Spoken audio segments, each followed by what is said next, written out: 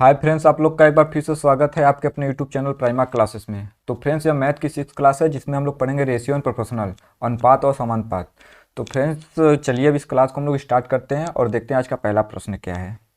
तो friends, question को start करने से पहले हम लोग ये जान लेते हैं कि रेशियो और प्रोपोर्शनल होता क्या है, अनुपात और समानुपात होता क्या है। चलिए, जैसे मान लीजिए कि यहाँ पे लिखा हुआ है ए रेशियो बी। ठीक, ये जो साइन है ये किसका है? ये रेशियो का है।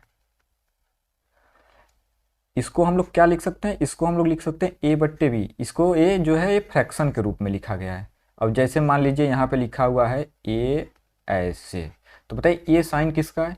ये जो साइन है ये समानुपात का है। किसका है? समानुपात का। इसको हम लोग कैसे लिख सकते हैं? इसको हम लोग लिख सकते हैं ए बराबर बी। समानुपात को हम लोग ऐसे लिख सकते हैं।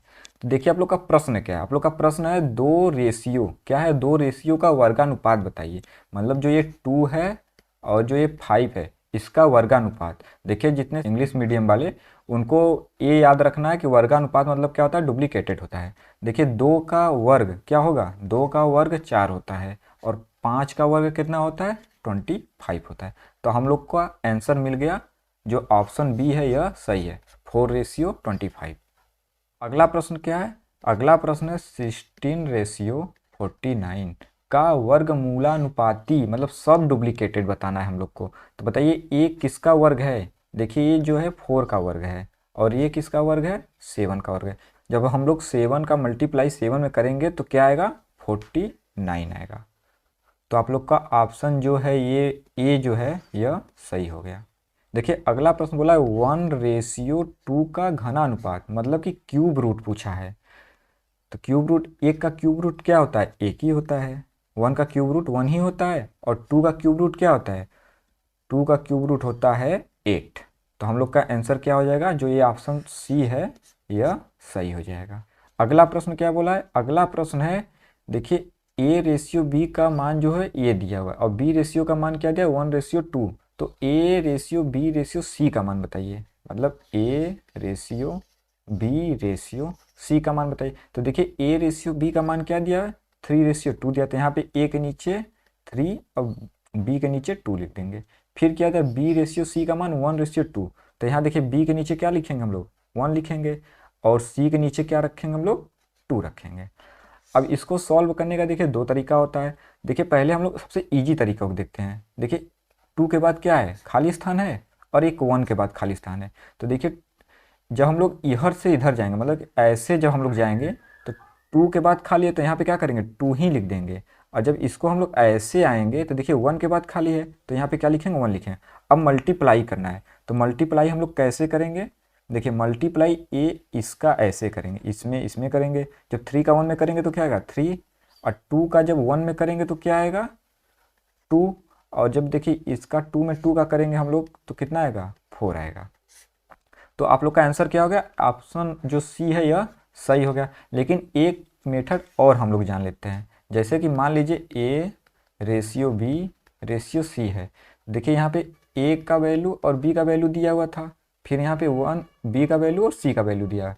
मान लीजिए ऐसे आप लोग को मल्टीप्लाई करना है तो आप लोग कैसे करेंगे? मान लीजिए आप लोग को नहीं, तो ये जो 3 है इसका मल्टीप्लाई 1 में करेंगे तो क्या हो जाएगा? 3। अब देखिए 2 का मल्टीप्लाई 1 में करेंगे तो क्या होगा? 2। अब ये जो 2 है इसका मल्टीप्लाई इस 2 में करेंगे तो कितना होगा? 4। देखिए आप लोग का वही आंसर आया। तो आप लोग ऐसे भी कर सकते हैं, ऐसे भी। जो आप लोग को सबसे ईजी समझ में आएगा वो वाला विधि से आप लोग करिएगा। देखिए अगला प्रश्न भी सेम वैसे ही है। अगला प्रश्न भी सेम वैसे ही है। A ratio B ratio C और रेशियो डी। तो ए रेशियो बी का मान क्या दिया हुआ है? 2:3। तो यहाँ पे क्या लिखेंगे हम लोग? 2:3। बी और सी का क्या दिया हुआ है मान? 1:2 का है। और सी और रेशियो डी का मान क्या दिया है? 3:2। तो देखिए कहाँ कहाँ खाली स्थान है? एक यहाँ और एक यहाँ। ए यहाँ खाली है, यहाँ खाली है और ए यहाँ है। तो क्या करेंगे हम लोग? 3 के बाद खाली है तो यहाँ पे क्या करेंगे हम लोग? 3 लिख देंगे। 2 के बाद खाली है 2, इधर देखिए 1 के पहले खाली है तो यहाँ पे 1 लिखेंगे। यहाँ 3 के पहले खाली है तो यहाँ पे 3 3। अब मल्टीप्लाई करना है हम लोग को। तो मल्टीप्लाई करेंगे तो कितना होगा? 3 दूना क्या होता है? 6 होता है। देखिए 3 का 3 में जब मल्टीप्लाई करेंगे तो कितना होगा? 9 होगा। अब यहाँ पे जब हम लोग मल्टीप्लाई करेंगे कितना होगा, 3 दूना 6, 6 में 12, 6 × 3 = 18, मतलब कितना 18 आ गया। और यहाँ पे जब हम लोग मल्टीप्लाई करेंगे तो कितना आएगा, 12 आएगा। लेकिन देखिए ये आप लोग को ऑप्शन में इसका आंसर नहीं मिल रहा है, तो हम लोग क्या करेंगे, इसको और छोटे फॉर्म में करेंगे। तो छोटे फॉर्म में करने का देखिए इसमें कॉमन क्या है, इसमें कॉमन क्या है, 3 कॉमन है। तो हम लोग यहाँ से 3 कॉमन ले लेते हैं। जब यहाँ पे 3 कॉमन लेंगे तो क्या बचेगा, 2। यहाँ पे 3 लेंगे तो क्या बचेगा, 3। यहाँ पे जब 3 कॉमन लेंगे तो क्या बचेगा, 6। यहाँ पे जब 3 कॉमन लेंगे तो क्या बचेगा, 4। तो हम लोग का आंसर क्या आ गया, 2:3:6:4, जो कि आप लोग का ऑप्शन ए जो बी है यह सही हो गया। अगला प्रश्न देखिए क्या दिया है, 3a बराबर किसके है, 5b के, एंड 2b किसके बराबर है, 3c के, तो देन a/c का मान बताइए। तो हम लोग क्या करेंगे, पहले आप लोग ये जान लीजिए रेशियो की सबसे खास बात क्या होती है। देखिए रेशियो की सबसे बड़ी खास बात ये होती है ना कि वो अपने सामने वाला का होता है, ना कि अपना होता है। मतलब देखिए जो कि यहाँ पे मान लीजिए जैसे ये 3a है, तो ये जो 3 है ये किसका है, ये b का है, और जो ये 5 है ये किसका है, a का है। तो हम लोग पहले यहाँ पे क्या लिखेंगे, a/b/c।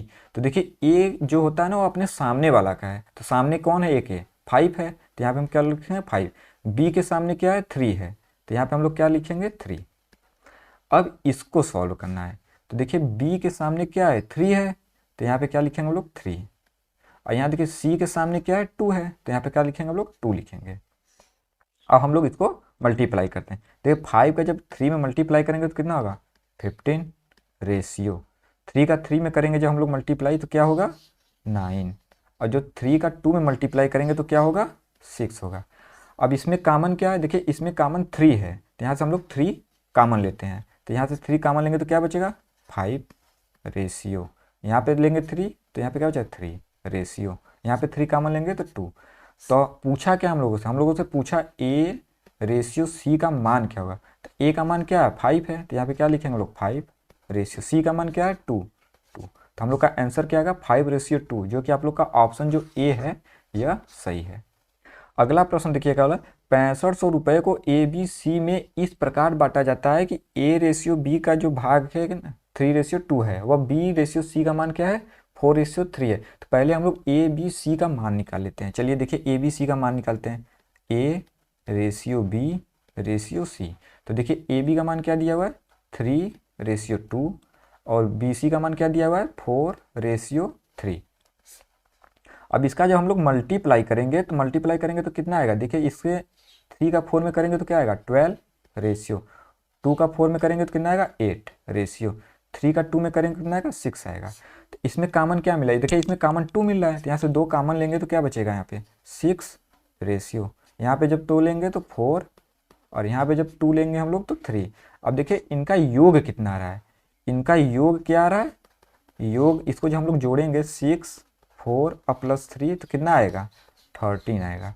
तो देखिए ये जो 13 आया हुआ, 13 आया हुआ, 13 के वैल्यू कितना दिया हुआ है, 6500 रुपये। तो एक की वैल्यू क्या होगा, एक की वैल्यू हो जाएगा आप लोग का 65/13 से जब हम लोग डिवाइड करेंगे तो क्या आएगा हम लोग का आंसर, 500। मतलब एक की वैल्यू क्या आ गई, 500। तो पूछा क्या है, ए व बी के हिस्से का योग, देखिए योग पूछा है, तो यहाँ पे हम लोग लिखा लेते हैं a + b का पूछा है। a कितना है, 6 है, और b कितना है, 4 है, तो यहाँ पे हम लोग क्या रखेंगे, 6 + 4 करेंगे तो कितना हो जाएगा, 10। ये देखिए जब एक की वैल्यू 500 है तो 10 की वैल्यू क्या होगी, हम लोग 10 × 500 करेंगे तो हम लोग को पता हो जाए कितना आ रहा है, 5000। मतलब a + b कितना है, 5000 है। उसके बाद क्या पूछा, a व c के हिस्से का अंतर पूछा है, तो हम लोग क्या करेंगे, a माइनस किसका, c का अंतर पूछा है।